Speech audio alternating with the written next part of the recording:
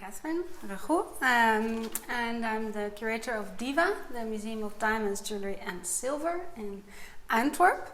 And before we dive into our permanent collection display, I would like to tell you a little bit about the museum.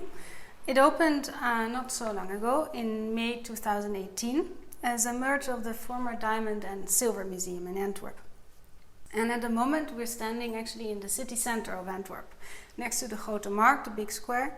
And exactly in these surrounding little streets, for more than 550 years already, there are silversmiths making jewelry and objects in this place. So it's quite a good location for the museum, as you can imagine. And well, let's discover the rooms together. The story is told in 6 different rooms with 6 different stories. And in this way we present the past. We have even a ring from the Roman antiquity. And the present of diamonds, jewelry and silver. And the first room you enter is the Room of Wonders. And it tells you the story and shows you objects of Antwerp in the 16th and the beginning of the 17th century. And Antwerp grew into a true metropolis in the beginning of the 16th century. And it was a meeting place for merchants and goods from all over the world. This international trade was the driving force behind the large production of art and luxury projects in the city. Antwerp was a very buzzing city, as you can imagine, and there were people from many different nationalities that lived and worked together. It attracted tradesmen and seamen, but also jewelers, artists and silversmiths to cater the rich and famous of that time and decorate their houses and adorn their bodies. And in this room you will discover beautiful tazzas made of silver or gilded silver even, drinking cups and diamond jewelry from that age. Yeah, here is one of the beautiful tazzas. Okay. I told you about. Yeah. And maybe you can recognize it from 17th century paintings, where in the still life paintings they paint also many things, and the lemons and different things you also see in the Rijksmuseum. And many of them also had a tazza or kopschaal, which they could present fruits and sweets, but also wine. And if you see the on top, you see it's a little bit wavy, like golden waves. And I was told that they also poured red wine in the cup. Okay. And when you drink from that and you saw the red wine, it was wavy, like it was kind of water.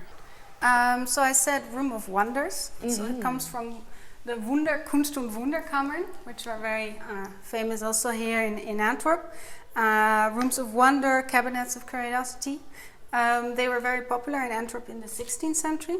And in this room you have a contemporary interpretation.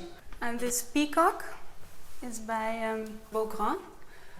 At least the first design. And what's really interesting is that all the feathers are set en tremblant on a spiral. And so they can move separately. Up next is the Room of Diamond Trade. As you can see, there's a big globe in the middle. And the diamond trade has been operating through international networks for centuries. And trust is very important in a business where deals worth of millions are sealed with a simple handshake. And this is a very good example of the en tremblant setting. It's a very big brooch. It's a Belgian design, 1860s. All diamonds, but they are set, as you can see, on different spirals, so they move differently, and they can also be attached, put into different types of jewelry. So loose brooches and all types of silver. Well, people were eating and celebrating in many countries and in many traditions. We have here our collection of 18th until 21st century silver. Especially in the 18th century, it became more and more, sophisticated is maybe not the best word to say, but more and more objects, more forks, more type of dining, terrines and different things together. So here we are in the vault. It's actually one of my favorite rooms. You can play around, open drawers, see for yourself, and for example, you can discover how to distinguish a real diamond from a fake, how to measure the value of a diamond, but also what is a synthetic diamond. Our last room. Is this the sixth of the 6 rooms? Yeah, the pièce de résistance, the boudoir. The boudoir of the diva. Diamonds, of course, always fire imagination, as do the people who flaunt them. And to end this, well, quite quick tour, I would like to draw your attention to a few interesting other jewellery pieces, also from the mid-19th century, 1960s, 1980s, little later when they introduced platinum. And so they could make more fragile or more thin jewellery like this, in the call it the garland style, like the French balconies and the curling things, and they could do that with platinum.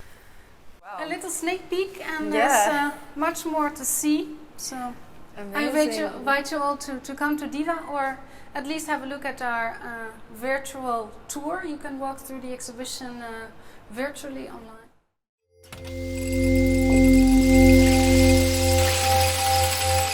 Hello, my name is Tom. I work for DIVA. I'm the project manager of the studio. This is our workshop. We have a big working space here. This is a working space for goldsmiths and silversmiths. We have 10 areas here where goldsmiths can work. In the other room there's the silversmithing room. We organize workshops, master classes, we do demonstrations, and recently we started with an artist in residency program. This year we have 2, and I think 2 or 3 people working at the same time is enough, considering the period that you are here. Now it's 6 weeks. We are thinking the next residency will probably be longer, for 2 months. So if you are here together with 10 residents for 2 months, that's too long. It's crazy. It's crazy. Yeah.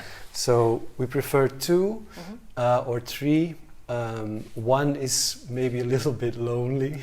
We do different kind of workshops. Last summer we had a workshop about forging spoons. It was 1 week workshop. We had a silversmith in, and it was a workshop for beginners. So that was quite nice. And then we did some workshops about pulling golden wire. Very, very thin. Very, very, very thin. It was a whole week just about that, which was quite amazing that you can talk about it a whole week. And they made a kind of sport out of it to make the thinnest wire. And they went as thin as a hair. And a hair is about 0.04 millimeters. So we tried to do 1 masterclass in a year. The next masterclass is with intangible cultural heritage. So that's also a big part why we do these kind of workshops and these masterclass. So we have the opportunity to give techniques that are vanishing or disappearing. We can keep them alive, and we can teach them to other people who are interested in them. They can work here for 6 weeks now. We look for accommodation. They get a small working budget. We promote them through our social media, on our website. We organize a DIVA talk with them, and at the end they can do a presentation of what they did during this residency. So I think that's quite nice. Now we put out an open call for new residents who can apply. The deadline is the 30th of November, but you can apply all year through, because twice a year we look at the application that came in, and then we make a decision. So we're planning to do 2 residency periods a year, one at the beginning of the year, in the winter and the spring, and then the other one is in the autumn and the winter. If they put in an application, they have to motivate why they want to come to Antwerp and to do this residency. If you look at the collection of the museum, there's a lot of precious metals. So of course it's sort of relevant that when you come to here and do a residency, it has to be connected in some way to precious metals or diamonds. So if you're exclusively working in plastics, I don't know if this is the right place for you. Maybe not so relevant, yeah.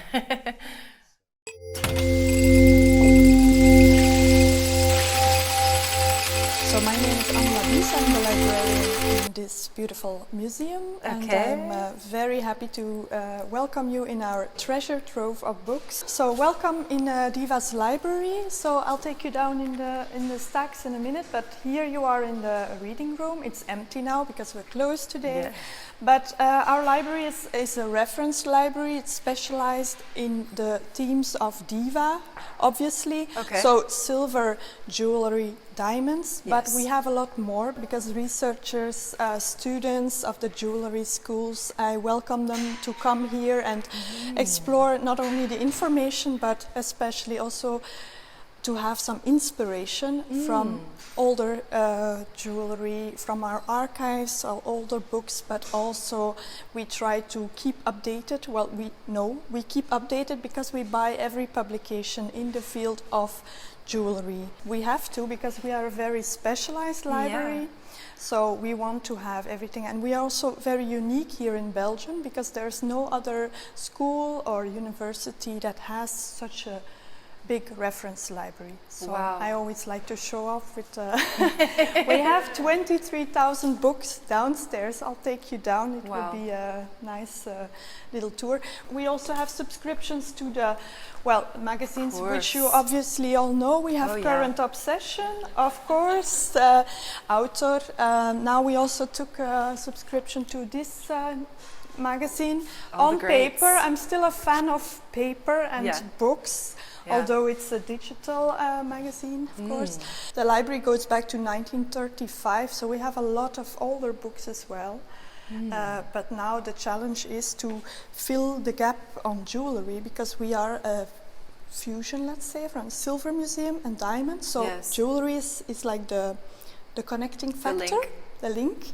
And in the library we had jewellery books, but it was not the main focus. And now for the past 2 years and for the next years, it is my focus to fill that gap and really have a good reference library on jewellery. So we don't only buy the books that are new in publication, I also try to find the gaps in publications from 70s, 80s, so to have a full history. So we have a special collections section. So besides the new books, we also go back way long time. So this is, for instance, one of the treasures in the collection, 1751, a treatise on diamonds and pearls by David Jeffries. We also have a French edition of this one. Wow. 2 years later, so 1753, which means this is a very important book. For that time, this was the first book for the commercial market on diamonds and pearls. So, and it's quite beautiful because you can see that there are a lot of drawings, illustrations and prices, carats, etc. So this is very important to keep in our library and to really have it this is a treasure. And we keep them safe in a very customized acid-free box. We also have a lot of books. You were in the atelier, in the studio. We have a lot of books on techniques as well, obviously. And this is because Current Obsession is based in the Netherlands, I thought. I took goud, silver, edelstenen. I think this one is 1946. So this was also a book that was published actually to teach people the techniques. And you have like engraving, but you also have beautiful illustrations of the results. And my personal favorite part is the sales catalogs published by jewelers or jewellery designers beginning of the 20th century. I took out some Belgian examples, obviously. So this is, for instance, Altenlo, a jeweler from Brussels, and this one, for instance, he made jewels for the king and queen, for the royal family in Belgium. So he was appointed official royal jeweler, you could say, yeah. Participated also in the Exposition des Arts Décoratifs in Paris in 1925. So you have these beautiful small publications with beautiful Art Deco jewelry designs. So this is something I personally like, the fact that now we live in an age of internet Instagram, everything is very fast image-wise. But in 1925, 1930s, that period, you only had the possibility to promote your jewels by using beautiful publications and illustrations. This is from a print, but also from this L. van der Kruisen. My colleague Wim Nijs is currently researching this type of ornaments and jewellery prints and designs. So, this is an example of the collection. So DIVA is more than exhibition, a workshop is the creation, but here you have the imagination maybe, you have the information and inspiration, I always like to call it.